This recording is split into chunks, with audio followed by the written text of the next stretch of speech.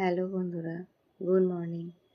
আজকে আমি একটা ভিডিও নিয়ে এসেছি, যেটা দেখে সত্যি খুব খারাপ লাগছে। খারাপ লাগলো। সেই ভিডিওটা আমি তাই সেটা নিয়ে কিছু কথা বলার জন্য তোমাদের সামনে এসেছি। তোমরা চেনো সোশ্যাল মিডিয়ায় প্রেরণা ভট্টাচার্য বলে যে অ্যাক্টরস আছে। উনি ওনার মা কিন্তু এখন ক্যান্সারে আক্রান্ত হয়েছিল, মানে এখন ওনার চিকিৎসা চলছে। উনি এখন অনেকটাই সুস্থ আছে। ভগবানের কাছে কামনা করি যেন উনি খুব তাড়াতাড়ি আরও সুস্থ হয়ে যায়। উনি সত্যি কথা বলতে উনি ভীষণ নিজে থেকে খুব ভীষণ স্ট্রং। আমি যতটা মানে ওনার ভিডিও দেখে আমার মনে হয়, আর ওনার কথা বলার স্টাইল আমার ভীষণই ভালো লাগে। আচ্ছা, সে নিজেও একজন অ্যাক্টার্স। আমি দেখেছি ওনার অ্যাক্টিং।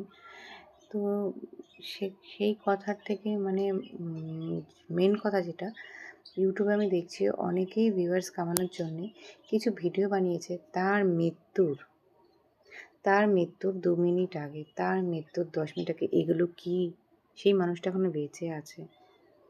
তোমরা তার ভিডিও বানাও, কিছু ভালো ভিডিও বানাও। সে এখন এতটা সুস্থ আছে। আরে আমরা তো সেগুলোও দেখতে চাই। সে এখন কেমন আছে?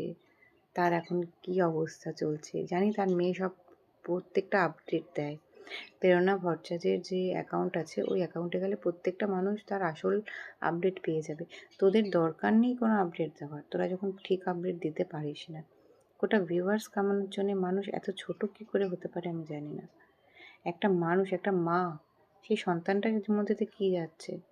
সেই মানুষটা নিজে যখন ভিডিওটা দেখবে, তার সামনে আসবে, তার তখন কেমন লাগবে? তার তো বেঁচে থাকার যে আশাটুকু, যে জোরটা সে নিজের থেকে তৈরি হচ্ছে, তোমরা তো সেটাকেও শেষ করে দেওয়ার মানে পরিকল্পনা। এরকমটা করো না, এরকমভাবে ভিডিও বানিও না।